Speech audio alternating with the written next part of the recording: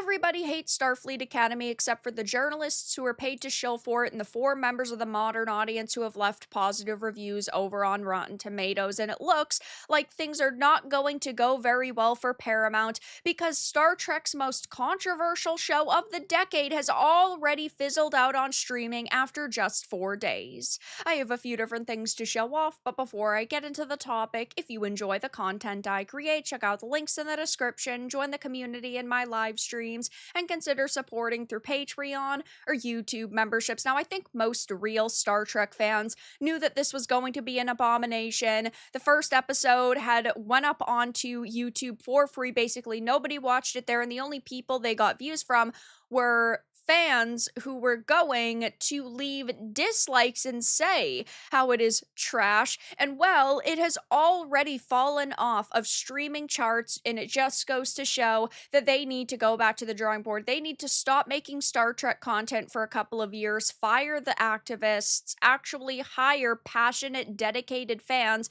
and people who know what Star Trek is supposed to be, not Gen Z cringe modern audience slop. And well, unfortunately for them, they are already seeing the consequences of their own actions, which I think is hilarious. So this is a CBR article, and it says the Star Trek franchise's divisive new spin-off, Starfleet Academy, got off to a strong start on the streaming charts. Just 3 days later, it already appears to be running out of steam. Gee whiz, I wonder why. Maybe it's because they've pushed Star Trek fans away from this franchise for a very long time, for years at this point, with things like Discovery and Section 31, and now this. You also have Lower Decks. Like, they're not making content for Star Trek fans, so why would Star Trek fans show up to support it? Well, they're not. Per Flix Patrol, Starfleet Academy quickly debuted at number 3 on Paramount Plus's top 10 TV shows in the United States chart on January 16th. Unfortunately, in the days that followed, it has been on a downwards trajectory, quickly slipping to number 6 on January 17th and holding that spot on the 18th. It's experienced a similar fall in other territories, including the UK, where it went from number 3 to number 5 and later 10th. 4 days later, on January 19th, it was already in 10th place in the US and dropped out of the charts on Paramount Plus globally. It's also worth noting that the series, despite being a hugely popular sci-fi franchise, has not been able to top the charts. Yeah, it's because it makes a mockery of what it used to be, what Star Trek used to be. It is so unfortunate that we have seen it decline in quality so much over the years, and that now it is not recognizable. It says while Starfleet Academy seems to be losing its footing on Paramount Plus, the new series has experienced a modest improvement on Amazon channels. Flix Patrol reports that it debuted at number 7 on January 16th and later climbed to number 3 on January 18th. And again, this was 2 days ago, so who knows what it is at now. But either way, we're talking about them barely getting any traction. It's still not, number 1.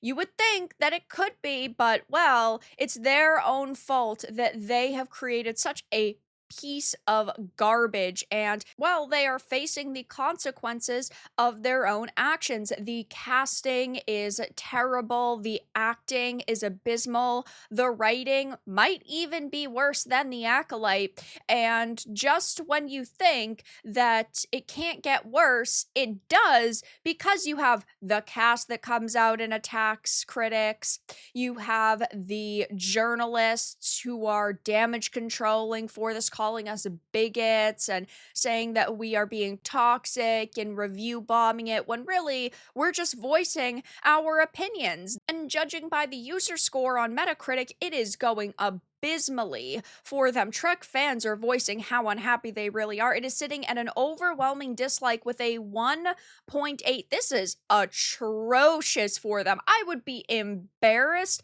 to have my name attached to this project at all whatsoever in any sort of capacity. And the scores are slightly better over on Rotten Tomatoes with a 43%, but the problem is that there aren't a lot of people who are clearly watching this, and that means even less are rating it, even less are reviewing it, even less are talking about it in a positive way. And well, I think that this 43% is only this high because there aren't a lot of people who are taking the time to voice their thoughts on this series. Now, going back to the article, it says critics and fans remain heavily divided on Starfleet Academy, but they don't talk about why that is the case and why people are outright rejecting modern Trek or new Trek. It is trash. Discovery, Lower Decks, Section 31, this. It is all garbage. Nobody wants to deal with the fucking cringe squad. We are talking about a military academy where they are supposed to be the best choices possible,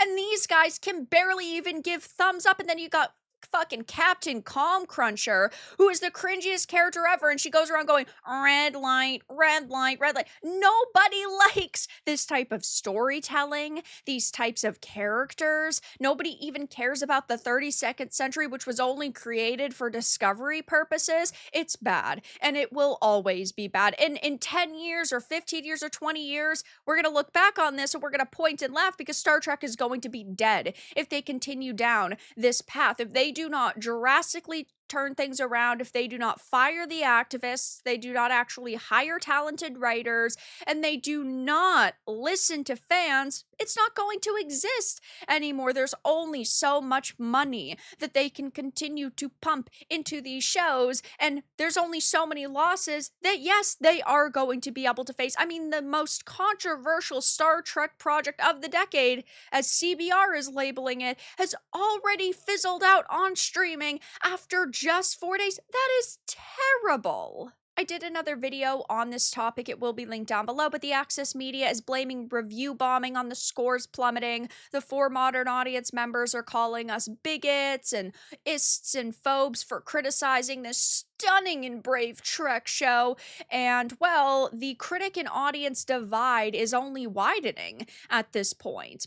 The term review bombing originally referred to organized efforts to artificially manipulate review scores, often disconnected from the content itself. In recent years, however, it has been repurposed into a catch-all explanation for audience dissatisfaction. And yes, review bombing is a narrative shield at this point. When viewers respond negatively in large numbers, the label is applied reflexively, even when there's no evidence of coordination, automation, or external campaigns. In practice, it functions less as an analytical conclusion and more as a rhetoric shield. We've seen this exact scenario play out with many progressive studio projects, from Snow White to the Marvels to Stranger Things to The Last of Us, and by framing criticism as malicious, outlets are able to avoid more uncomfortable questions, whether franchise fatigue has set in, whether creative decisions are alienating longtime fans, or whether modern iterations are failing to justify their existence